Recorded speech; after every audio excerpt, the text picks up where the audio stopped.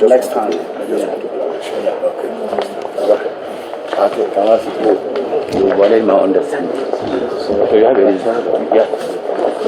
Are you get to another one? Are you afraid you may jump to me? No. He's comfortable with my hand. I have to know what to do. Because in context of court order now. Are we? Yes. No. These are witness. These are witness. These are witness.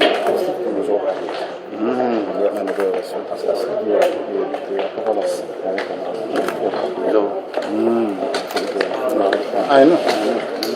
He's there.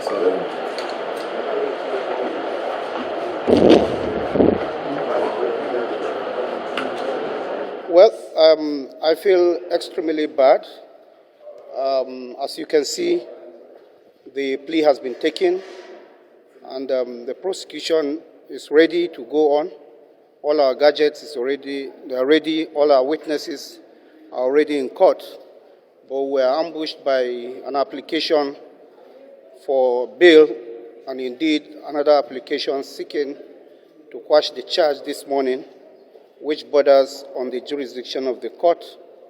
And the court, in its usual magnanimity, acceded to the fact that those applications need to be taken before we proceed. And what I want to tell Nigerians is that we are fully ready. And one thing that is very interesting that Nigerians should be looking out for is the fact that one of the counts suggesting that the defendant, Nnamdi Kanu, is a member of IPOB, and he vehemently denied being a member of IPOB. That is very curious, and we urge Nigerians to see us through how we are going to prove all those charges against the defendants in no time to come. And those are our feelings, and we hope that all this approach will come to an end someday, because criminal trial need to be treated expeditiously so that the defendant will know his fate in one way or the other at the earliest opportunity. But all these gimmicks coming up all the time are those things that are really affecting our criminal justice system, and we are ready to battle it even through to the amendment of our respective legislations. Thank you very much. Yeah. Adding that, first of all, and adding that the prosecution has also expressed their displeasure that you are playing some gimmicks in ensuring that the trial does not commence today. I'm elated, I'm exhilarated, I'm enthused that, like yesterday, God again was on the throne today. And God will be on the throne throughout the trial of this charge. Go and look at it. It's Lamentations 3:37. Who is it that speaketh, and it cometh to pass, if God has not commanded it? So I want to say that God has taken over possession of this case. So we we know that the judiciary is unsung. It cannot be intimidated. Even under military juntas, the judiciary refused to blow muted trumpet. It is not going to do it now under a democratic setting. And the judge, the judex, has so far shown that the judiciary should be looked upon as the last hope of the common man. And today's proceedings, again, demonstrate that. After yesterday's proceedings, Ejiofor, myself, and my team of lawyers representing Mazi Nnamdi Kanu went to work. We worked throughout the night, up to about 4 a.m. this morning. And we were able to generate a 42-page document attacking the entire 15 counts in the charge as being wordless, as being watery, as being of no moment, and as actually dying, or rather dead on arrival, as dead as dodo. We were able to generate about 34 grounds for the application. We believe that by the grace of God, by the time the judge calmly, dispassionately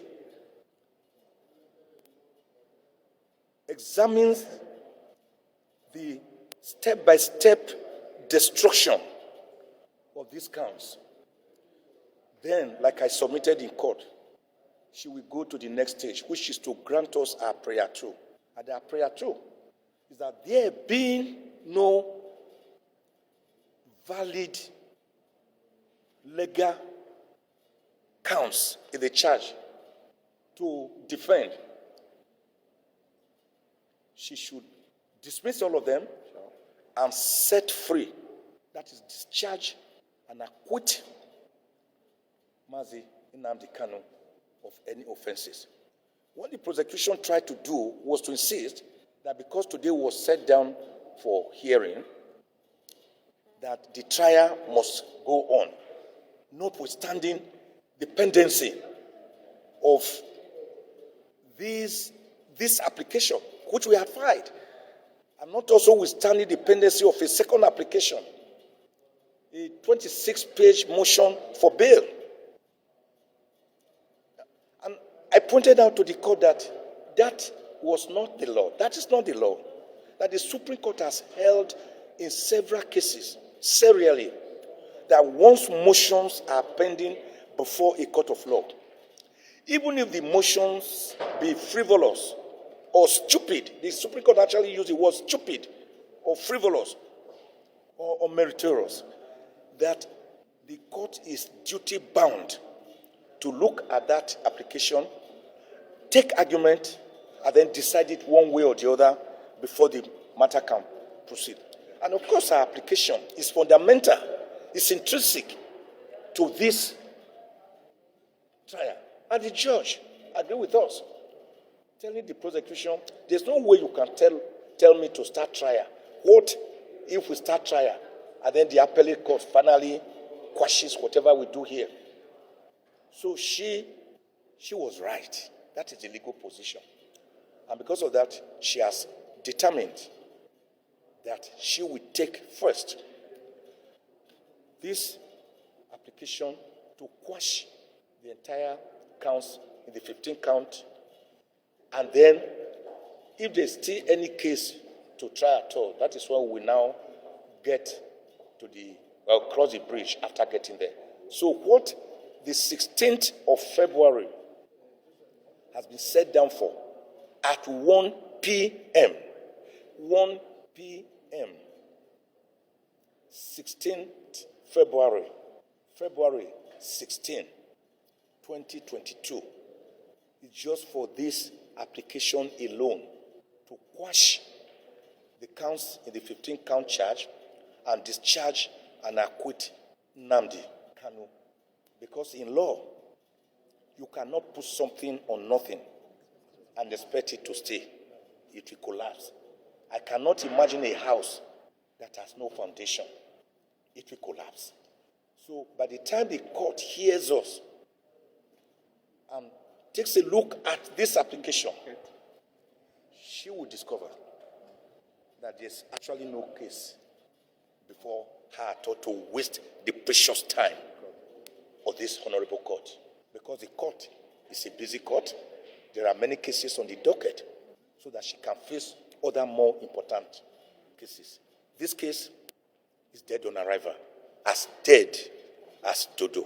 Dodo was a bird that existed in the southern part of Africa. Like the dinosaur, it is now extinct. It can never come back. So when something is as dead as Dodo, like this case, it means that the case is dead on arrival and is buried and cannot, like an apparition, rise up from the grave. Thank you, sir. Thank you.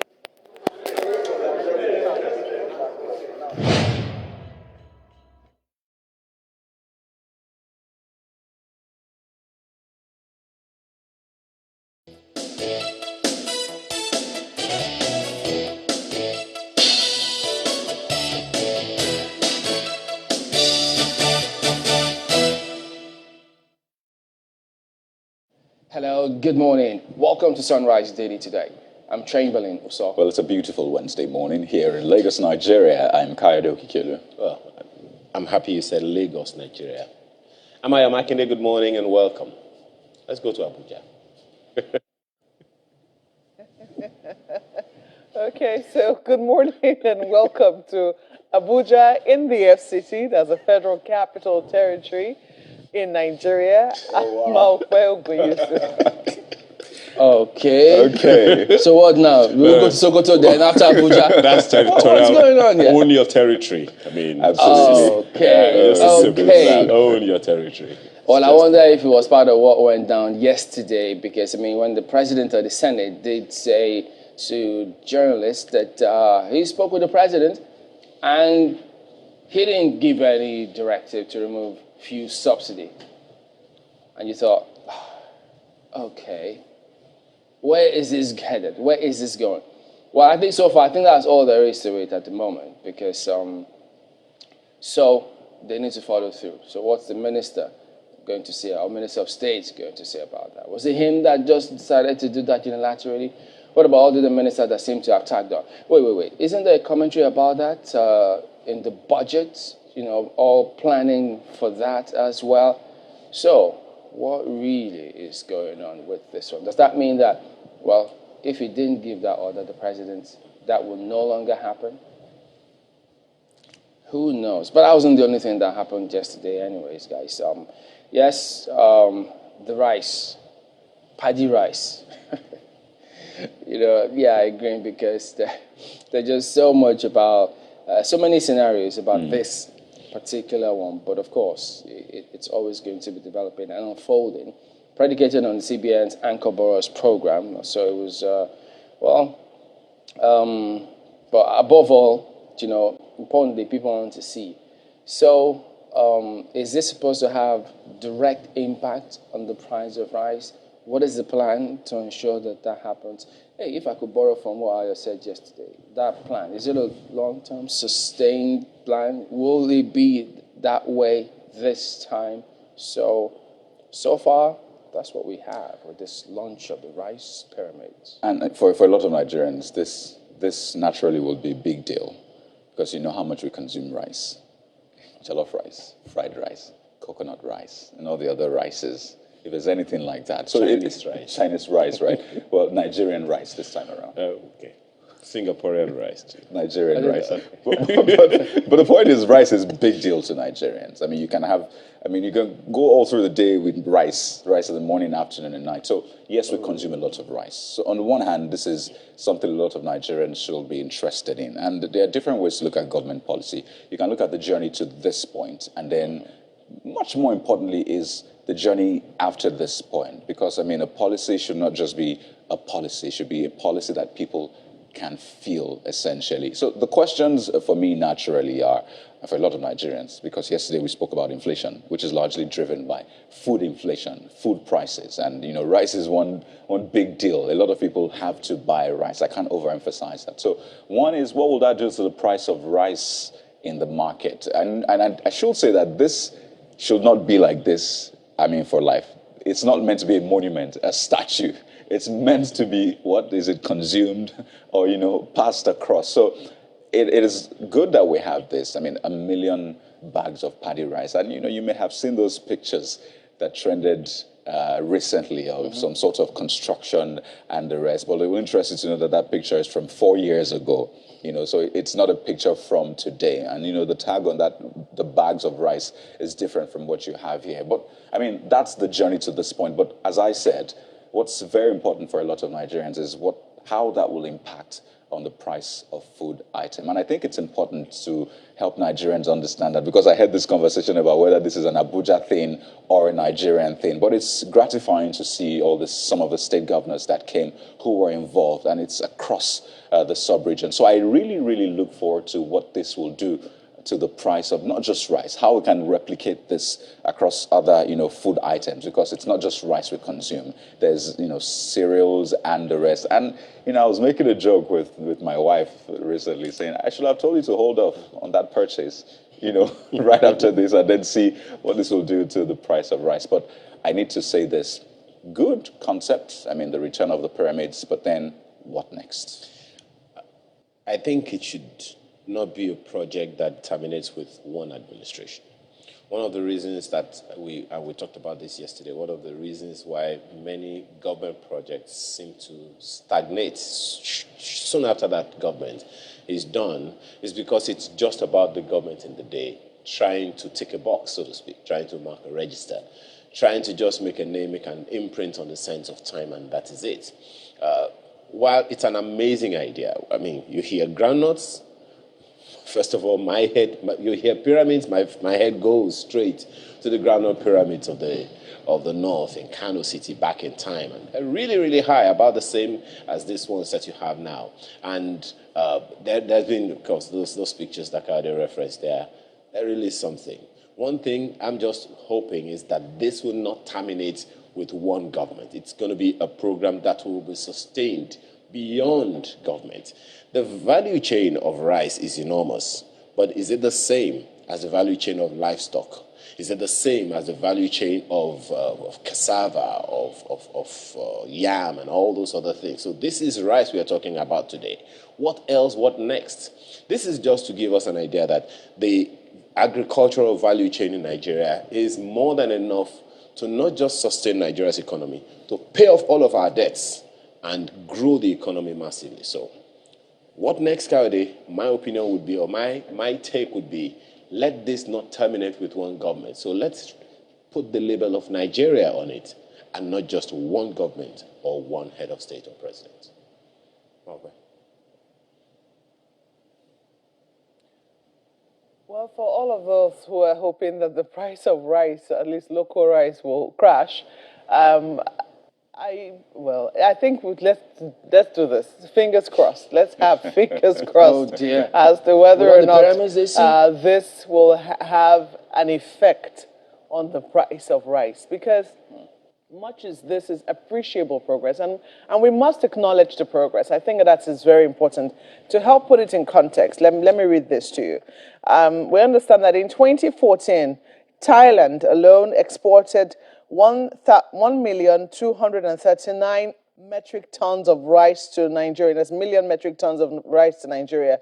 By 2016, it had fallen to 58,000 metric tons. By 2019, our rice imports from Thailand had fallen to 9,000 metric tons. So coming from about 1 million to 9,000 metric tons.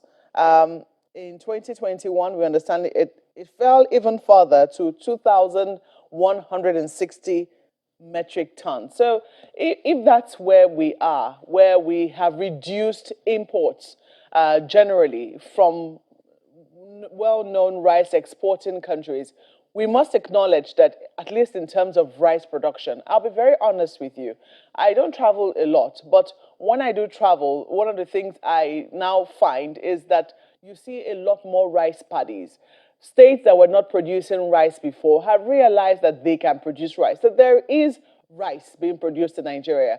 The issue right now is that we're still not producing enough. So if and we said this yesterday, that we all need to own a patch of something. We all, yes, a patch of land to grow something. We all need to grow part of what it is that we individually consume, what our family members consume. So in case we're thinking that this rice market is already swamped, after all, that is how many million bags of rice, stacked up in pyramids. I don't think I can come in. There's still plenty of space. Because even when we eventually start feeding Nigeria with just rice alone, there is still an external market which depends on us. There was a time when, and it happened very recently, where I think the CBN intervened. I can't remember in which one of the grains now. And there was a lot of these grains. But guess what? The prices outside, just around Niger and up north of Nigeria, favored the farmers better. Those people were coming into our country to take away our grains, at a very competitive prices, so to speak. So there is plenty of room to feed our local population and still feed those around us, because they're going to be depending on us if our agriculture works. So as much as possible, I think this should not just be something I would say, oh, we're producing rice and then we rest on our oars. We need to take this as a challenge to get more people to get into the production system so that we can perhaps eventually crash the prices. But as we speak, I don't like to bust anyone's bubble, but I doubt very strongly that even though we're saying 1 million bags of rice, I don't think it's going to have an effect yet on the price of rice, local rice in the market. Gentlemen. Well, yeah, well, at least a good thing you said yet.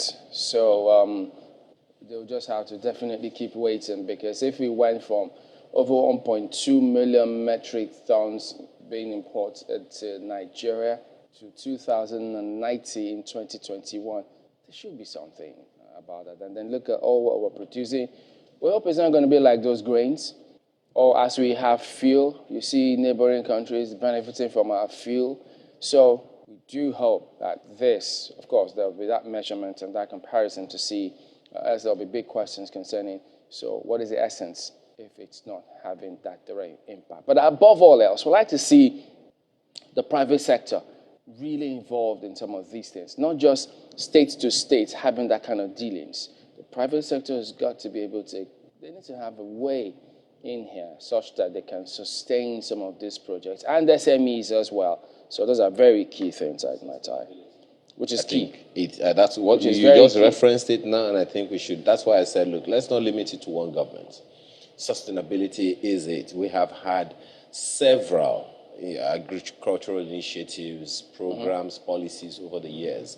None has been sustained. Let us find a way to ensure that this is sustainable. So it's not just for the one government, it's a legacy project that we all will be proud of. Yeah, so that's it. Let's delve right in and take a look at some of the dailies today. So, well, we're going to start with Nigerian Tribune this morning. Terrorism. Niger communities hit 50 times this month, ascribed to the governor. Says 220 killed, 200 kidnapped within 2 weeks. Soldiers, bandits in fierce gun battle in Kaduna community. So, there you go. We're still grappling with this. Buhari didn't direct petroleum subsidy removal. Senate President doubts 100 million liters per day PMS consumption story. Says Buhari may receive Electoral Amendment Act bill next week. So all of that packed in this. So you may want to unbundle it. Of course, there are a lot more questions about this kind of scenario. So when those comments are made, wait a minute, guys, did I miss anything? Was any denial, any rebuttal from the presidential spokesman about the subsidy removal before now? Is it me or what? So I think it's probably important to put that in context. So does that mean, as you said, this will not go ahead? Is it trying to say that, well, he didn't expressly say it, but I mean, we looked at the realities and we just thought, wait, we can't keep doing this because that's this narrative we've been getting. We can't continue to do this. So, yes, the president may not have said it, remove subsidy, but yeah. Well, I don't know. Maybe we'll have to see if the presidential spokesman will issue statements and see. The question you want to ask so that we'll is, put it in context. What is in the budget? What are the recommendations in the budget? If indeed it is true that the finance minister had said subsidy or whatever it is was factored in for just half of the year, what does that mean? So, what is in the budget? Is there a provision for it in the budget? I think that's where we'll need to be. Well, remember, there's been several provisions in the budget that were not executed, and then there were things that were not in the budget that were spent. So that budget doesn't dilute them.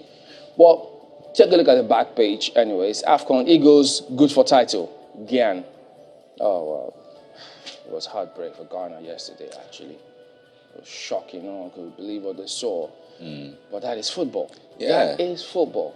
And That's what we always say about respecting the opponent. Absolutely. I mean, I heard the captain say, well, but we're Ghana. We're going to go ahead. And I thought at that time, I said, oh boy, I hope this doesn't seep into the mentality of the entire team. Because if it does, well, unfortunately. I mean, from that goal from the, is it third or fourth minute, it just showed me that, and I'm glad that, our coach and the boys, they kept saying, we'll respect every opponent. You had better and you could see respect. the respect. You could see the respect in that Nigeria-Sudan match. You could see the respect. It has to be there. The power with which they went out guns blazing against Egypt was kind of reduced for Sudan. And I'm wondering, I thought this was the underdog. Football will shock and surprise Yeah, you. the tactics. So they have to just, that's a game. Yeah, if you have any Ghanaian beside you, please give them a hug, encourage them, because it's very trying times, I must say. But take a look at the Vanguard newspaper this morning. It's on security as well. And it says, sit at home, enforcers wreak havoc in Southeast. So clearly this is still a big issue. But take a look at the riders as gunmen kill 2 in Enugu, injure 3 others. Storm Catholic Church in Onitsha, disperse worshippers, attack motorists, traders in Abia. Kanu kicks against fresh charges, accuses FG of engaging in trial by ambush. I understand that's meant to continue today. Ozekome takes over defense team, says charges incompetent. And troops dislodge IPOB ESN stronghold at Lilu Forest in Anambra. So a lot for you on this one, different angles. It's a page 9 read this morning. That picture of the rice pyramids, of course, makes its way to the front page. But this one will interest you, coming from INEC.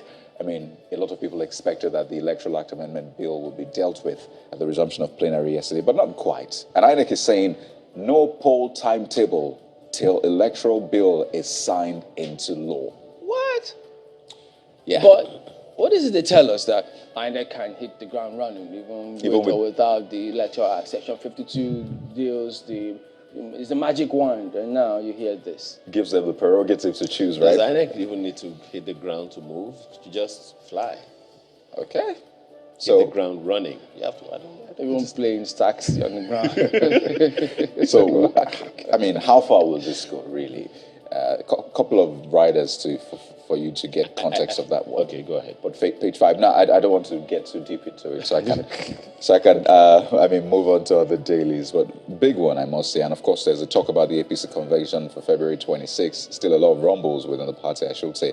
But Mr. and Mrs. quickly, you see Mr. saying, I have noticed that for some time now. If I give you 150,000 naira housekeeping allowance, foodstuffs don't last beyond the middle of the month. Well, as I say, every day is for the thief, one day for the owner. But Mrs., with the attitude, looks at him and says, who is the thief and who is the owner? Because one of them will have to prepare his food henceforth. So, well, his food. Well, there's sports on the back page.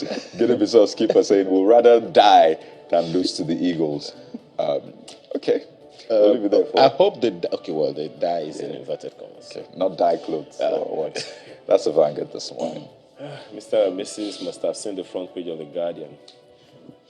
Rice pyramids are packed around there. The Guardian newspaper next this morning. And The lead story, Nigeria quotes double-digit deficit financing amid fiscal indiscipline. Anyway, the FG acknowledges concerns, hopes to improve revenue generation. The finance minister had said we don't have a debt problem, we have a revenue generation problem. So, Lawan, government will keep borrowing to fund development until revenue rises. The question is, what's the plan to raise revenues? Scale down size of government, cost of governance, says Yusuf. Find the details, continue on page 2 of the paper.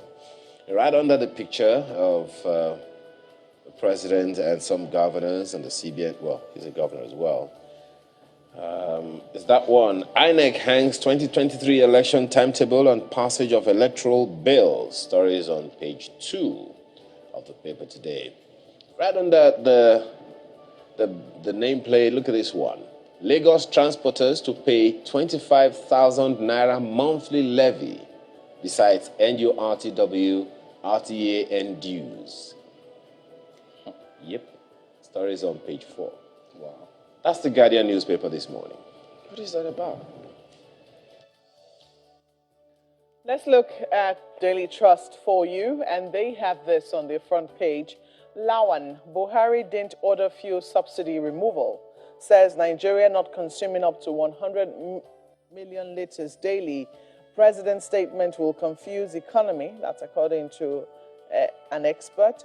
It will be suicidal to remove subsidy ahead of general elections. That's also on the front page as well. All of them riders to that story. Lawan, Buhari didn't order fuel subsidy removal. So just in case you're wondering, as I was, yesterday when the Senate president visited the president and he came out with that statement, I was asking, was that statement diversionary, or was it what he truly went to discuss with the president? Because sometimes, you know, you go and discuss one thing with the president, and because the press people are waiting for you, when you come out, you just have an alibi. You just have something to say that takes away from what it is that people thought you went to discuss with the president. But hey, this is what he said they discussed, so let us go with it. Page 4 will give you the details. Take a look at these other stories. 25-year-old housewife commits suicide in Kano. That's also on the front page. And in case you're wondering about this story, they also have it on their front page. Bandits killed 220 people in Niger in 17 days. That's from the governor of the state, Governor Bello. Insecurity, Oshibajo, Ganuje, Lalong harp on role for traditional rulers. Okay, we heard the president say it, and now it seems that that's the new echo. Bumpy road to February 26 APC convention.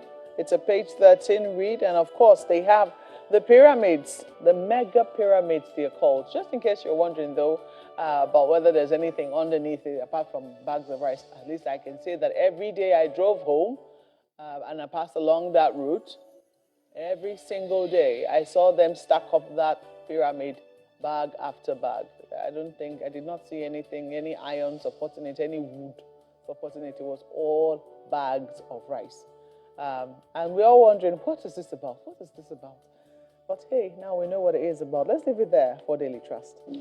Well, I didn't drive through there, so nobody should ask me. So that's what I like to note. We'll take a look at Daily Times next. Also, perhaps that question too. Look at that. Why Nigeria can't do without borrowing, Lawan.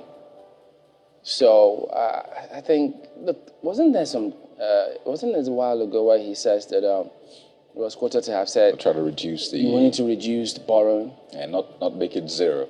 I mean, we're in the realm of deficit financing, so I mean, it's said already. We can't do without borrowing. So is there like a plan to stop borrowing and make us, strengthen the sectors here? So we have to all keep borrowing? Forever?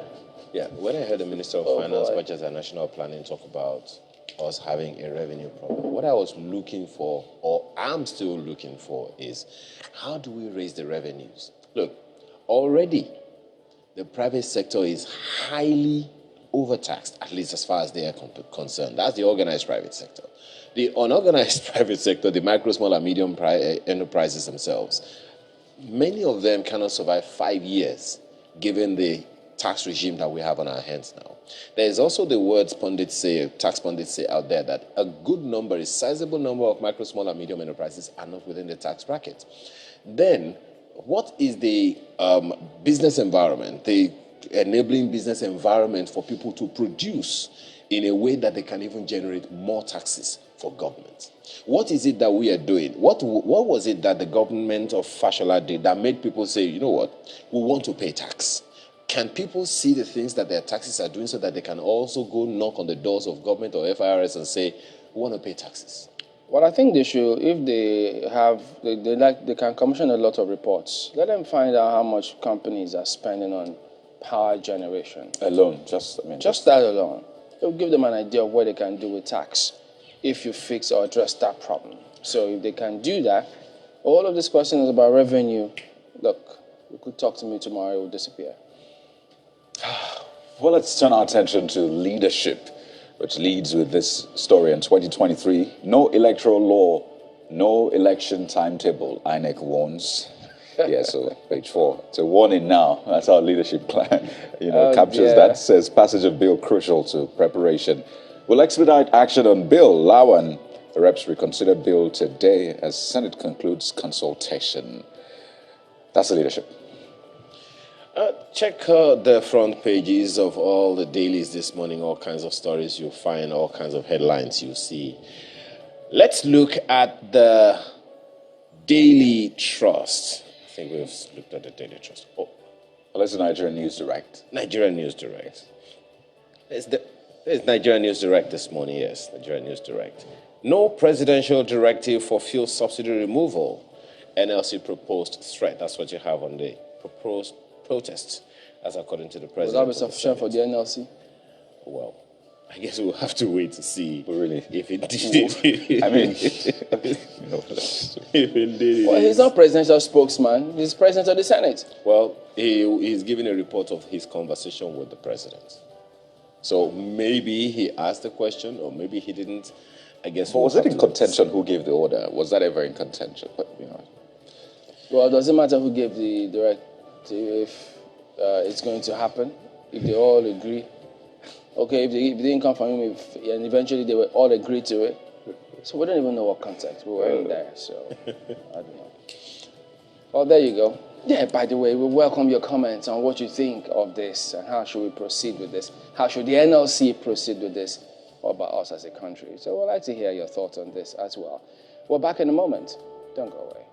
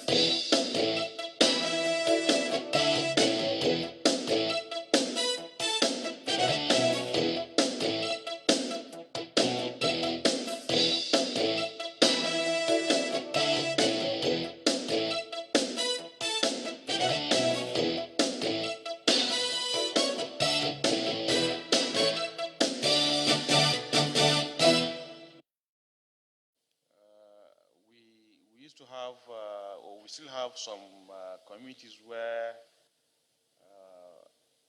ransoms are being collected. We will try to discourage them from paying such ransoms, because even when they do pay ransoms, it doesn't stop bandits from attacking them again.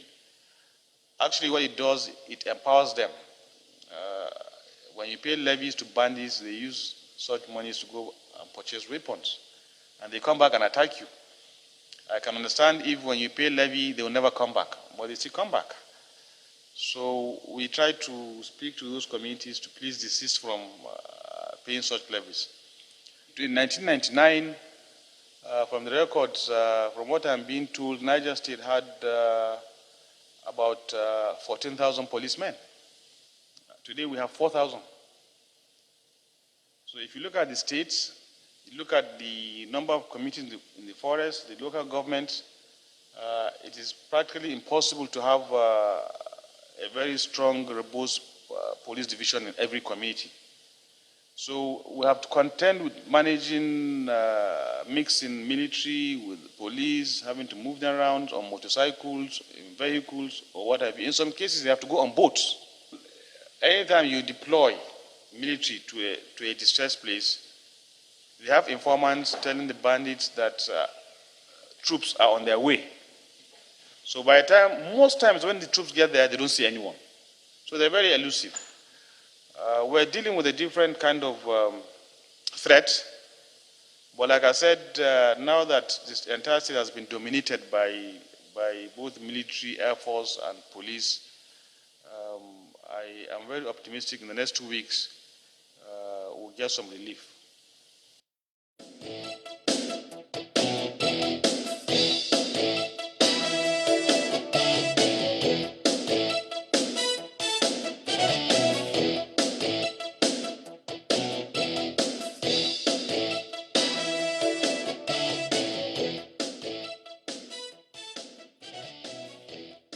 Well, I'm sure that you've seen the dailies or heard some of what the governor of Niger State was saying there. And it was saying that it's not strange or new because we also heard the governor of Zamfara reporting saying that communities are now paying for protection in some instances, and they're still paying ransom to these kidnappers and bandits who have now been designated terrorists, who still come back and use it to attack the communities.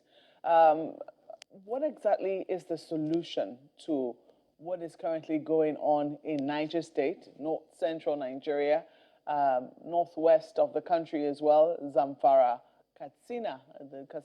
Katsina too has not been free of this.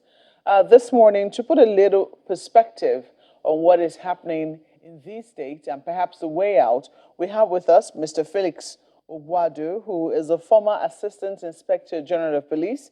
He's also a lawyer. You're welcome to Sunrise Daily this morning, and Happy New Year. Thank you very much for having me. I wish you the same. We also have with us Mr. Zubair Abdurrauf Idris, who is a broadcast journalist and also a resident of Niger State. You're welcome to Sunrise Daily this morning.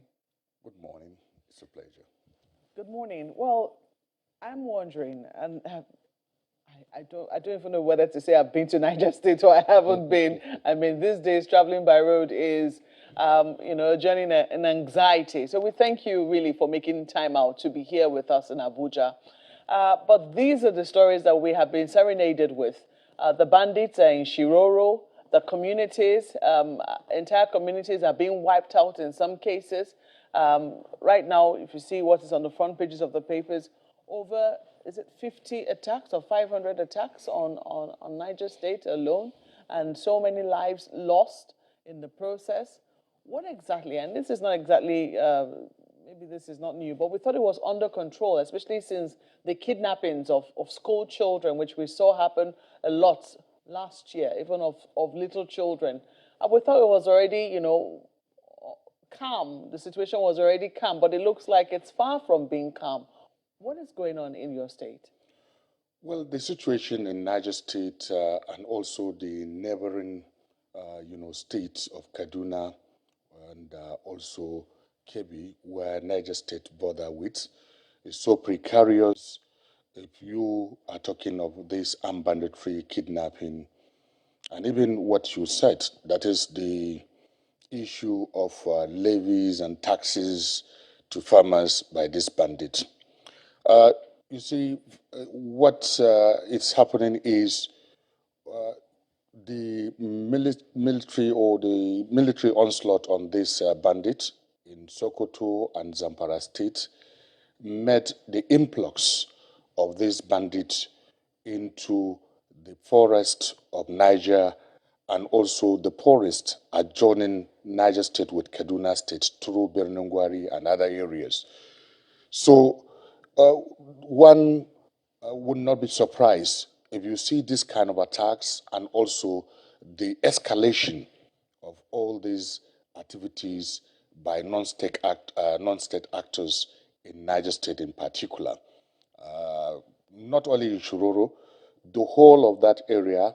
There are 4 local government areas in which these activities is going on along that Shiroro, coupled with other areas, in the state. Bearing in mind that Niger State is 10% of the total landmass of Nigeria.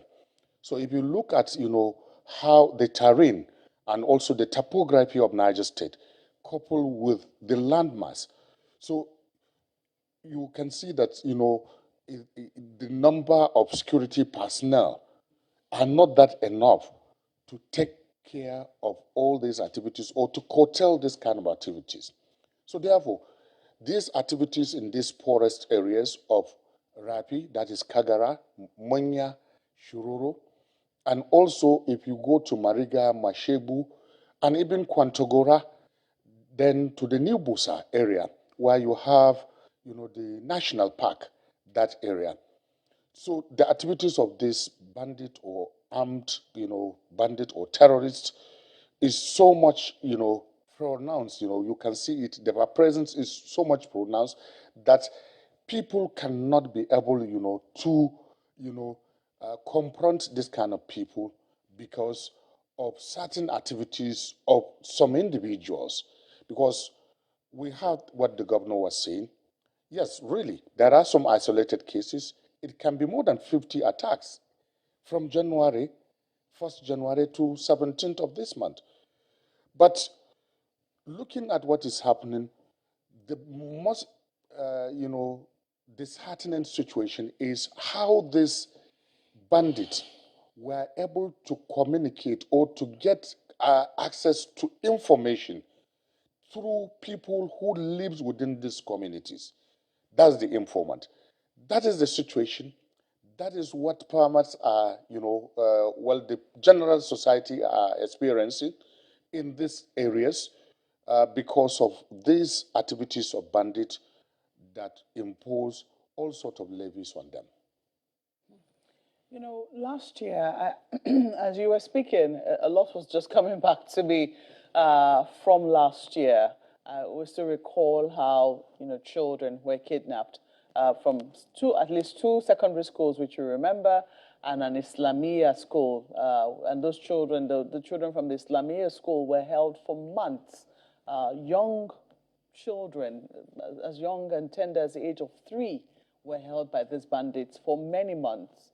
Eventually, they were released. And I also remember that in the Senate of Nigeria last year, there was a lot of apprehension as to what was happening in Niger State. There was a lot of conversation that, these people, there are reports that these people are now in Niger State. And, it was of great concern because Niger is not very far to the Federal Capital Territory. So there are questions as to if they're just in Niger State, where is the Federal Capital Territory that they cannot overrun? So there have been questions as to what exactly has been happening there.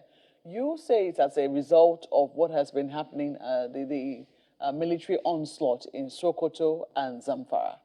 But even Zamfara is still not exactly free of what precisely, they're trying to read it off, which is the bandits. So is this a result of, is it truly as a result of the military action in Sokoto and Zamfara? Or would you say that the bandits are beginning to spread out?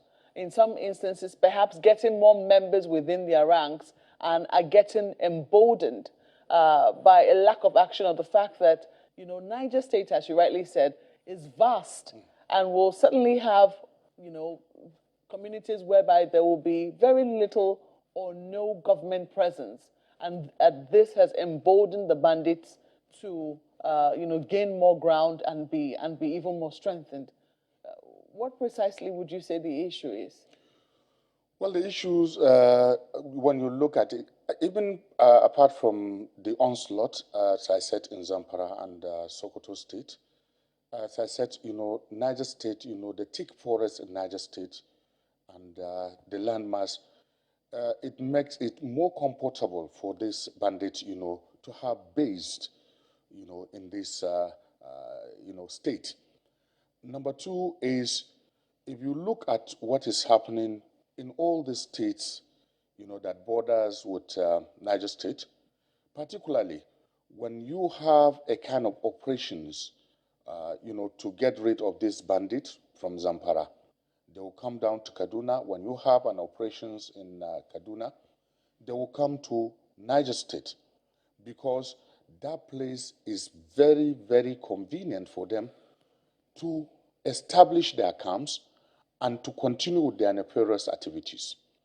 So therefore, if you look at Niger State, according to, what, the government has said, that prior to 2015, they have over 16,000 policemen. Now, they are reduced to only 4,000 policemen. So therefore, if you look at it, the security personnel are inadequate.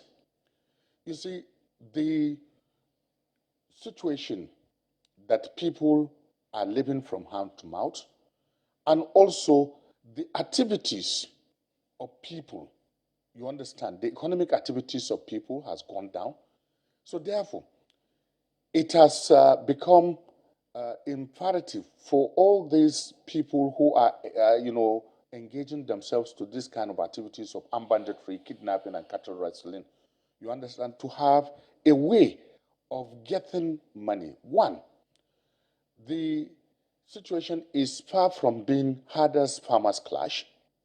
It has metamorphosed to a situation that you see that these herders, that they are a little bit, stereotyped, that, they cannot freely move to town to get some basic necessities due to, bad elements amongst them. So therefore, they create an empire that they can be able to get whatever they need through, other means. That is why you have those people who are living mostly in cities assisting this bandit to get what they need, their basic necessities. And if you look at it, this is a criminal activities going on in this kind of forest. So criminality, you understand, creates a kind of fear among, the citizens who lives, in those particular environment. So generally, the happenings in the ecosystem, that is the security situation, and also the lack of, will, political will, by governments at all levels to curtail the situation. Even the traditional method of, getting people be aware of what is happening within their society, and also to get the knowledge of each person coming into or going into that particular society has fixed out. We'll come to, the layers of government and even the presence of traditional rulers in those communities and what they're to do or not to do. Let me quickly come to Mr. Ogbaudu now. I do not know, as a former policeman, and I don't know whether once a policeman, always a policeman, but wearing your policing hat, I do not know what you make of the fact that people are now paying taxes to bandits for protection. Some people will say there is no greater indication of a lack of confidence in the state to protect them than such an action. Would you agree with them? Of course, to a large extent, yes. First and foremost, let me commend my colleague for the very clear picture, background he has painted for us. Honestly, it is very, very, very embarrassing. Very, very embarrassing that when we find ourselves in this kind of situation, it goes to confirm the failure of the security operatives to contain the situation. It's very shameful, very embarrassing. And one point I want to make is this. I've said it times without number. Our failure to comply with the United Nations prescription of 1 police officer to 400 citizens is a major challenge in this country. Recall he said, well, I think it was the governor said himself, some years back, the police strength in Niger State was close to 16,000 or 11,000. Now it's just as small as little as 4,000 only. And look at the landmass. So we really need to wake up to the challenges. Then, secondly, having said that, it's not sufficient to say that when they attack bandits in Zamfara, for instance, they now escape into Niger State. People should be aware of all of these developments, that if this happens here, this might likely happen to some place.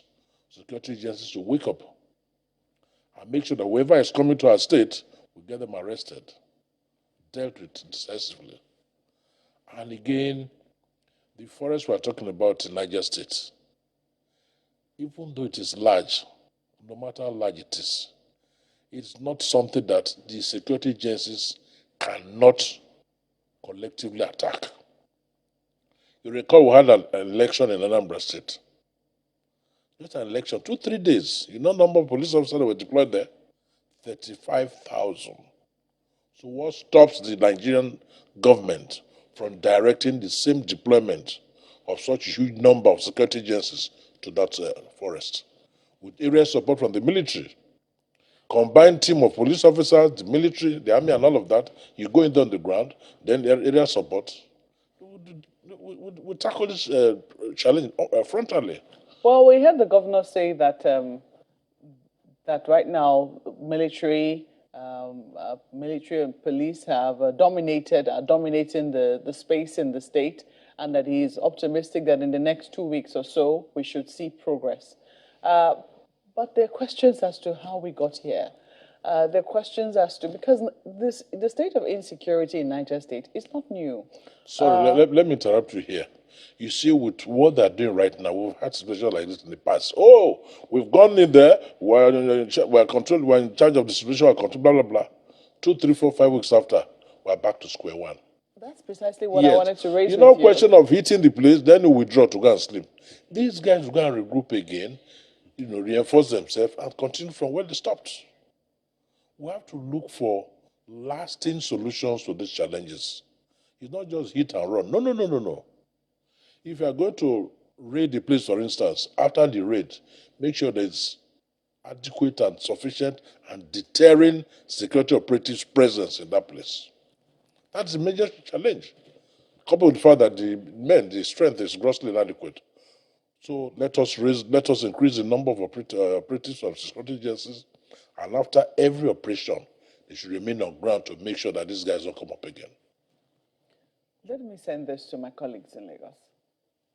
Well, Mr. Baldo, if I could just quickly ask you, when you say when they raid, they should stay there, there's been several questions previously about the policing components in all of these things, because there seems to be that disconnect. So could you tell us, are you satisfied with what you've seen in terms of the role the police have played in all of this?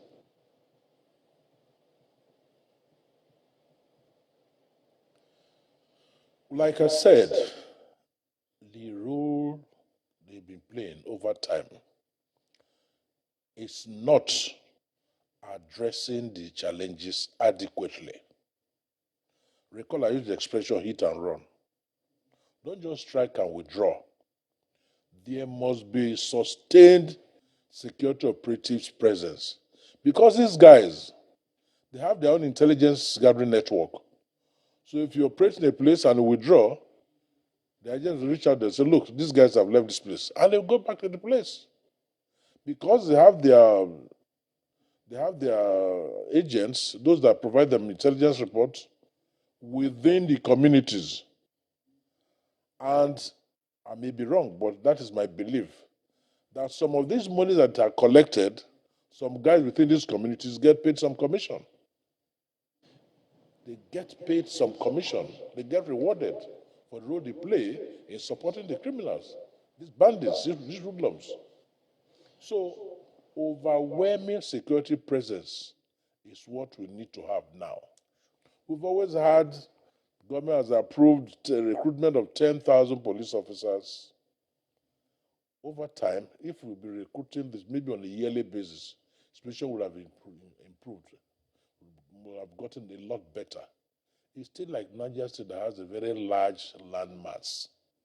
In fact, I was reading something somewhere and I got to know that the landmass of Niger State alone is about the size of the entire southeast geopolitical zone of this country. So we really need to tackle all of these situations. If you are deploying security agencies, let them be enough to provide adequate security within the entire landmass. It's still like... sorry, if I could just jump in. From what you're saying, it comes across as though... You cannot deploy the same number of police officers. Can you hear me, Mr. Baudu? Yeah, Let me just jump in and ask that. Yes. From what you're saying, it comes across as though you're saying this has got to do with the army and stops with the army. When you attack, you stay. But we know that there's much more to it. There has to be that collaboration among security agencies. The intelligence component, when you say they're informers, they do certain things. So what is the police doing about some of those to intercept and ensure that they collaborate with the army and then share intelligence, working together within the community? Because some of those persons who pay taxes and all of those, they have no choice. And that's why that happens. You see, I'm not hearing again. Let me make a point here. The police and the military, to a very large extent, they've been working together. I don't think there have any serious issues, no contentious issues. Then secondly, the issue of intelligence gathering, a lot depends on the communities. A lot depends on the communities. I've always made reference to that advert you used to see on TV from the NTA, that when you see somebody say something, these guys in the communities, a good number of them have credible information, credible intelligence information. So all of this should be passed on to the security agencies. Because if you want to rely on the security agency alone, they cannot. I want to emphasize that. They cannot do it alone. They must work, they must synergize with the communities, traditional rulers, the indigenous in the entire place, and all of that. So we must come on board and work together. It's a challenge that affects all of us. Security agencies lose their lives. Innocent citizens in various communities get killed, kidnapped, and all that, and they pay ransoms. And they never have the money. You can imagine people that not any much income having to raise money to pay levies, pay tax, and all of that before they can go to their farms, before they can get pay ransom, before those kidnapped can release, and all of that. It's not too good. But the bottom line is this: our security manpower needs to be increased. I've always insisted that we must prioritize security. We are taking security for granted, and we've taken it for too long. And I've always said, in the absence of security, when security thrives, no form of human endeavor takes place. I say that again. In the absence of security, where insecurity thrives, no form of human endeavor can take place. So let me, if I could just follow up on that point you made about having... And that is why the level of criminality has been skyrocketed. If I could quickly follow up on that point you made about having overwhelming presence of security. But from what the governor said yesterday, and I've not been able to get over this, saying that they have just 4,000 policemen. And I did the math. How does a state that has about 10% of the nation's land mass end up with just about 1% of the nation's police mass, as it were? I mean, doing the calculation, if we have over 350,000 policemen in the country, then that means simply every state should get at least 10,000 policemen, just doing the math. So how does a state like Niger end up with 4,000 policemen? I mean, what comes to play when policemen are dispatched to states? Because if anything, Niger State should have at least ×2 of that.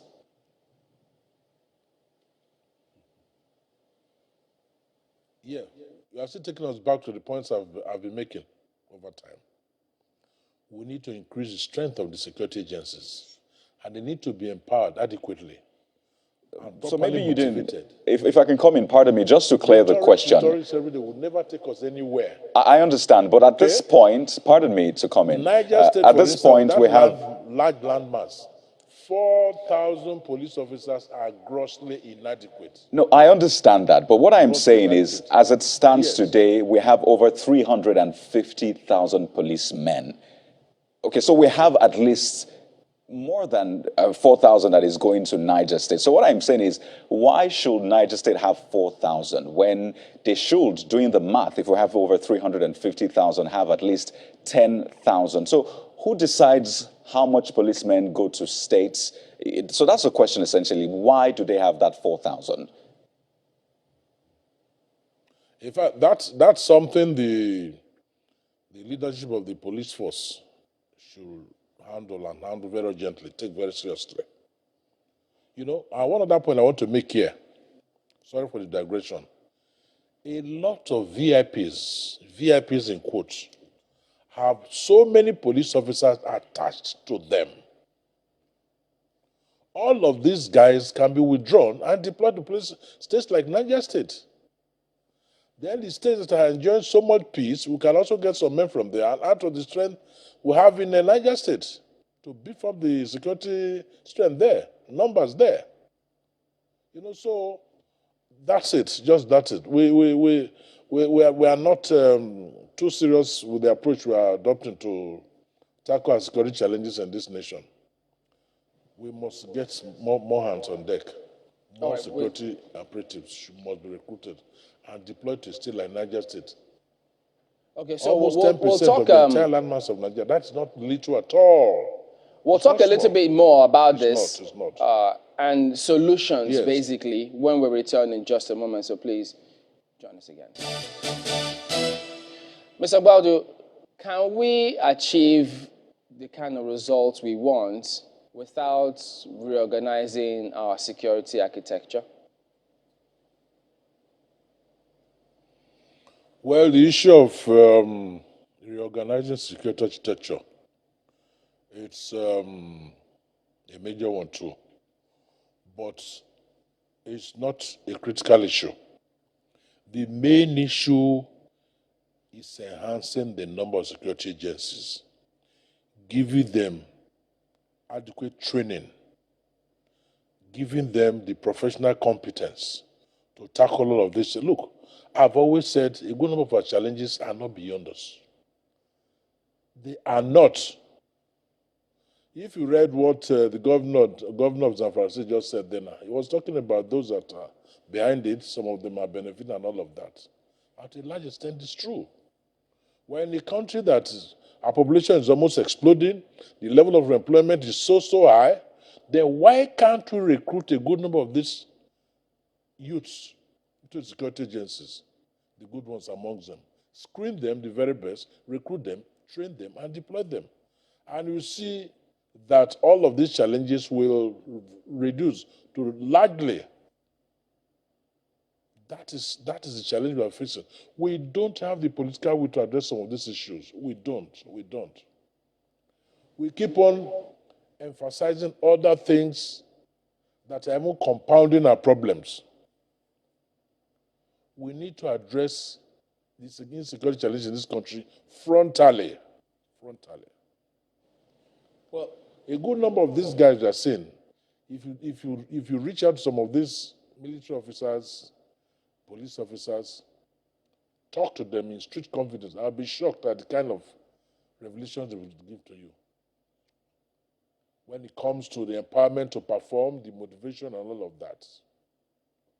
So we need to strengthen them. We need more hands. We need more people to work for us as security operatives. Until we do that, we'll just be dancing in circles, making the same mistakes, doing the same thing year in, year out, and expecting different results. It doesn't work out that way. Well, Mr. If the foundation is weak, there's nothing put on top of it that will stand. Yes. Well, there are those put on top that will stand. There are those who wonder along and the line. The other thing I want to say, the other thing I want to say is this. It's an advice to the government, okay? Now, let us make unlawful possession of prohibited firearms a capital offense. But before we do that, we must sensitize the public. Sensitize the public maybe give them like 6 months, submit firearms with you. After the 6 months expires, thereafter we enforce that law. We keep on treating some of these very serious offenses with kid gloves. You know, it's not the best. Just the same issue with corruption in this country. People that have stolen billions of naira, that are charged to court today, tomorrow, that's the end of it. You never hear of the cases again. The same approach we are adopting for security. So my advice to government is this. Let us sensitize the public. Print and electronic media in our churches, in our mosques, in our meetings, town meetings, and all of that.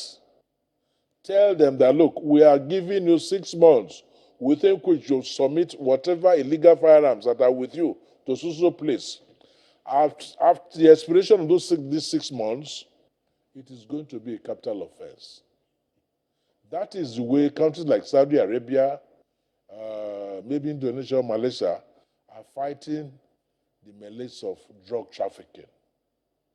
You know? That's the kind of thing we should be doing here. If you go to Malaysia, for instance, not Malaysia, Indonesia, I'm not too sure now. The visa they give to you here in Nigeria is written on the visa that drug trafficking is a capital offense. You'll be warned. So you stay away. There are some of the things we do here. But when a lot of sentiments keep on coming, it's not the best. Well, I recall some years back, finally, years back, I told a senator friend of mine, I said, look, the best way to go in this issue is make unlawful possession of prohibited firearms a capital offense. I know what he told me. He said, my AIG, you mean if they arrest my son with a prohibited firearm, he should be killed? I said, there we are. He only goes to, we're not serious. We're not serious. That is why this problem keeps on persisting. That's my case for that. In the same line of the question my colleague Chamberlain asked you earlier about rearranging the security architecture, whether or not it will make any difference, there are those who are clamoring that maybe if we have state police, it will make a difference. Government has been talking about, the police authorities have been talking about community policing and taking one initiative or the other in that regard, and this is where we are now. Do you think it will make any difference, significant difference, if the states, each state were to be in control of their states, of their police system? Thank you very much for that question. Honestly, I'm a very, very strong advocate of state policing in this country. But my biggest worry is this. How many of these states can finance the state police? A lot of our states come to Abuja, cap in hand, begging for financial support. But if all of us come together and resolve that let us have the state police, we assure you that we can fund the state police, equip them, motivate them adequately. That is the very best. Not when there's a crisis situation in Zamfara State, you look up to Abuja for a directive. No. If you have a state police in Zamfara State, for instance, the governor, who is the chief executive officer, with the state police under him, 100%, he'll be able to tackle the situation, successfully. So I'm fully in support of state police, but my fear is that a good number of the states we have today might not be able to fund the police force within their state, because this police, for instance, requires a lot of money. The equipment for them, then the training for them. One conversation around that. Wages and all of that, and other forms of motivation. While the conversation around that is going on, Mr. Waldo, you said something earlier about people giving information, intelligence information to security agencies. But there have also been cases where in those communities some complain that when they give information to the police, on one hand, sometimes they are not acted upon on time. On the other hand, when they are not acted upon on time, the bandits or the terrorists or whatever it is you want to call them come back to them and punish the people for giving information against them to the security operatives. So to a large extent, it will seem like the people don't even feel safe to give information to security agencies because the trust quotient is very, very depleted. How do we resolve that? Well, you're absolutely right. Just as you have bad eggs within the communities everywhere, nationwide, you equally have bad eggs within the security agencies, within the police, within the military, and all of that. You know. So the best way to go about that is a kind of reorientation and addressing the mindset of these security agencies and letting them to know that what they are doing, if those who are supposed to be protecting, those who are supposed to be serving, come to you with intelligence reports and you disappoint them or you delay in taking actions, it is not the best. It is not the best. In terms of security in the committee, in terms of the image of the agencies involved. And like I said, this problem is not exclusively within the police only. It's even within the militaries everywhere. I know, like in the days of Boko Haram, we still have some Boko Haram now, but not as bad as it was those days. That had some religious connotation. We still have some people within the military too that were also colluding with them and all of that. You know. So we need to address all of this. We have to have a change. Let me ask. Let me ask Mr. Idris, what exactly has become, because we saw in the wake of kidnappings that happened in Niger State, the state governor did try to come up with a vigilante group. We saw him a few times going around communities, trying to rev up the vigilante groups and, show some solidarity with them. What has happened to those vigilante groups? Are different communities coming up with their own vigilante groups, or have they all gone to sleep, or are they overwhelmed? Well, the vigilante groups, based on the laws established by Niger State, is still in force, and the government even have a coordinated approach to these vigilante groups. But the point is, these vigilante groups are ill-equipped because, he is talking about, giving the police the necessary equipment and the training and what to do. So what I expect, it is either, whether it is state police, whether it's community policing, whatever it is, no matter, how you address them, until you have a kind of collaboration between these vigilante or these volunteers, security volunteers, and the security agents, and also empowering them, giving them the necessary equipment, to fight these criminals. You won't have, direct result or impact of curtailing this kind of insecurity in Niger State. So, these volunteers or the vigilantes, you can see that the number of attacks this year, out of that, 50 attacks, according to the government of Niger State, mostly you see that the attacks is on the vigilante or the communities where these vigilantes, reside. Either they kill the members of their families or the extended families, and also, or they will overrun this vigilante because they are not having sophisticated weapons, just like what the bandits are having.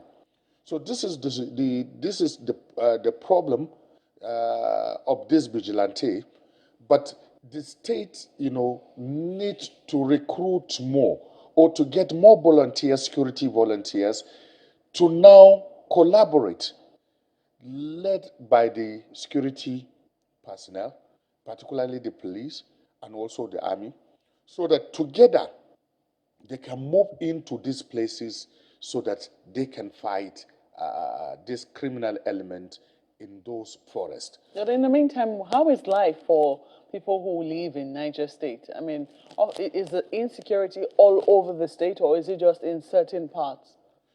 Well, the security is not in all parts of Niger State because the activities of all these terrorists is limited to some, places. That is, the Zone 2 and Zone 3 of the state, meaning that when you talk of Zone 2, that is Mina up to Suleja and, Shiroro and Co.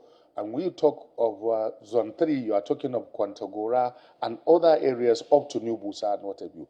But particularly Zone 1, which is Zone A, which has the Bida Emirate, the Agaye and Lapai, you see, those places is a bit minimal because of the resilience of these people, this vigilante and also volunteers, particularly in Lapai axis that borders with FCT and also Kogi State. You find out that, these people are very brave and they take, the fight to these terrorist camps, and you have limits of all what is happening compared to other areas in Niger State. And when you look at what is happening, you see, we are talking about, this paying taxes, and even, some government are saying that you shouldn't pay taxes to this bandit and what have you. Let me tell you, the level of, payment of ransom, it becomes in a situation that it is a matter of survival or a necessary evil. If you now said, farmers or communities should not pay levies to the bandits, then you are trying to say that these people will not get something to eat. You understand? It's a matter of survival for these people. For these people. Well, I believe that, the authorities, are listening. They understand for this information to have come from the governor who was speaking from the villa. It meant that, he's very much aware of what is going on, and I'm sure he's transmitted same to the president, who is the CNC. So we expect, as he said, in at least 2 weeks, there should be some reprieve. I think that, the question will be what will be the long-term plans to keep the action sustained in such a way that the bandits are no longer in Niger State, or if they are in whatever little numbers that there will be, they no longer pose a threat to the lives of the people of Niger State. We have to thank you very much for coming on Sunrise Today this morning. We're totally out of time. And thank you to Mr. Felix Obuado, who is a former AIG of police and also a lawyer. Thank you so much for coming on, sir. It's my pleasure. And Mr. Zubair Abdurauf Idris is a broadcast journalist and also a resident in Niger State. Thank you so much for your time as well this morning. We'll take a break at this point and we're back to discuss other pressing issues, other pressing national issues. Please stay with us.